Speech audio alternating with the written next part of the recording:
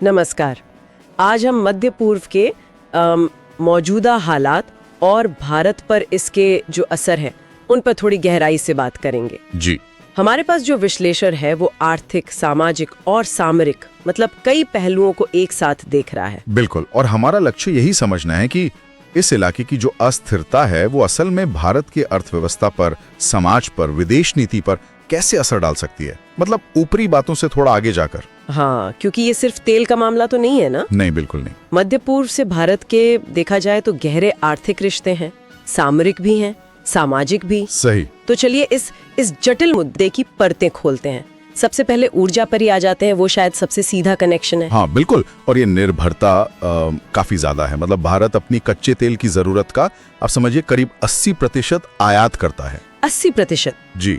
और इसमें सऊदी अरब, Iraq, UAE जैसे जो मध्य पूर्वी देश हैं वो मुख्य सप्लायर हैं। तो संघर्ष का सीधा मतलब आपूर्ति में रुकावट का खतरा और कीमतें, वैश्विक कीमतों में उछाल। बिल्कुल, और इसका असर जैसा आपने कहा फौरन आम आदमी पर पड़ता है। ईंधन महंगा हुआ, महंगाई बढ़ी। हाँ, और खासकर जो मध्यम और निम्न आय वर्ग है उन पर बोझ बढ़ता है। याद है पिछली बार जब पेट्रोल डीजल इतना महंगा हुआ था, घर का बजट कैसे गड़बड़ा गया था सबका। बिल्कुल। क्या व्यापार घाटे पे भी इसका वैसा ही असर हो सकता है जैसे हमने रूस यूक्रेन युद्ध के वक्त देखा था? जी, सही मुद्दा उठाया आपने। 2022-23 में रूस यूक्रेन युद्ध के चलते हमारा व्यापार घाटा वो करीब 189 अरब डॉलर तक पहुंच गया था। तो अगर मध्य पूर्व में स्थिति ज्यादा बिगड़ती है तो न केवल तेल की कीमतें बल्कि गैस की कीमतें भी बढ़ेंगी। इसका असर फिर उर्वरक जैसे सेक्टर पर भी पड़ सकता है। तो हाँ, व्यापार घाटा और बढ़ सकता है। लेकिन ये सिर्फ आर्थिक बात नहीं है, एक बड़ा मानवीय पहलू भी है इसका। हाँ, वो प्रवासी वाला। जी, खाड़ी देशों में लगभग 90 लाख भारतीय प्रवासी रहते हैं। 90 लाख? मतलब ये तो बहुत बड़ी संख्या है। बहुत बड़ी। और ये लोग हर साल अंदाजन 80 से 100 अरब डॉलर भारत भेजते हैं, रेमिटेंस जैसे कहते हैं। तो संकट की स्थिति में तो सबसे पहले उनकी सुरक्षा की चिंता होती होगी। बिल्कुल, सबसे पहली चिंता वही है। हमने पहले भी देखा है, जैसे 1990 के खाड़ी युद्ध में या फिर 2015 में यमन संकट के दौरान। हाँ, वो ऑपरेशन राहत और डेजर्ट स्टॉर्म, बड़े बचाव अभियान चलाने पड़े थे। जी, उन अभियानों के अलावा अगर वहाँ आर्थिक अस्थिरता बढ़ती है, रोजगार कम होते हैं, तो इस रेमिटेंस में भी भारी कमी आ सकती है। अच्छा। और इसका सीधा असर हमारे विदेशी मुद्रा भंडार पर पड़ता है, और साथ ही जो ग्रामीण अर्थव्यवस्था है जहाँ कई परिवार सीधे इस पैसे पर निर्भर हैं, उन पर भी। ठीक है, तो ऊर्जा और प्रवासियों की बात हुई। अब जरा व्यापार पर आते हैं। मध्य पूर्व हमारा एक अहम व्यापारिक साझेदार भी तो है। बिल्कुल। भारत से रत्नाभूषण, कपड़ा, फार्मा, खाने पीने की चीजें, ये सब काफी जाता है वहाँ।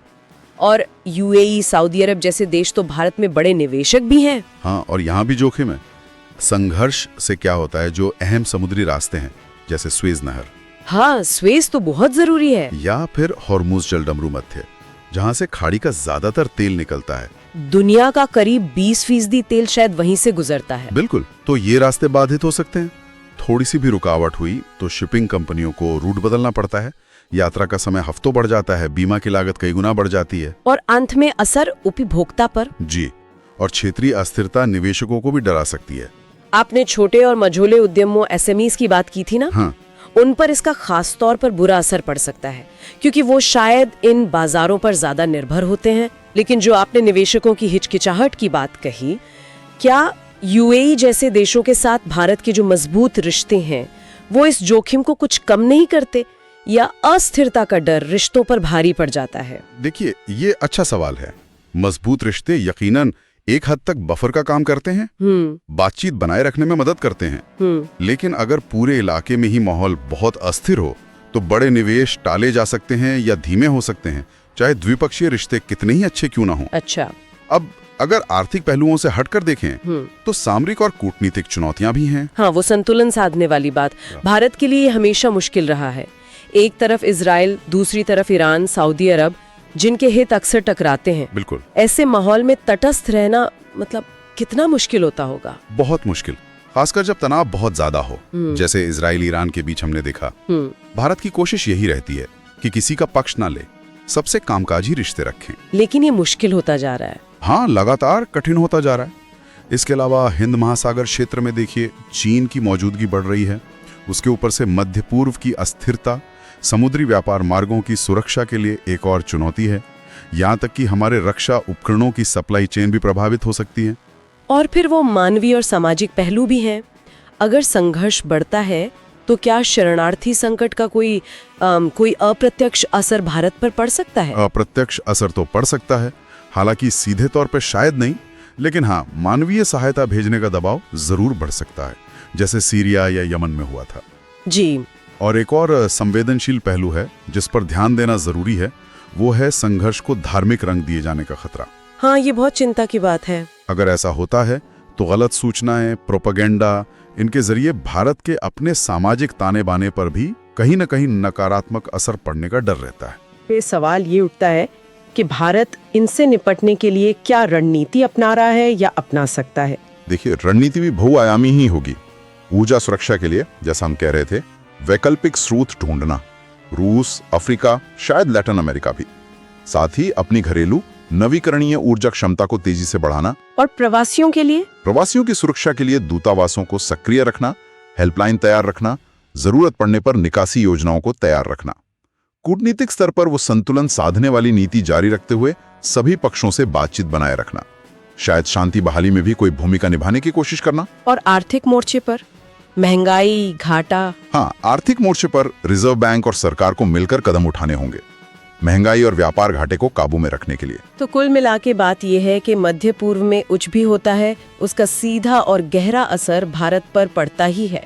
हमारी ऊर्जा सुरक्षा से लेकर विदेश से आने वाले पैसे तक, व्यापार और हमारी कूटनीतिक चालों तक। निश्चित रूप से ये स्थिति हमें याद दिलाती है कि आज की दुनिया में हम कितने जुड़े हुए हैं।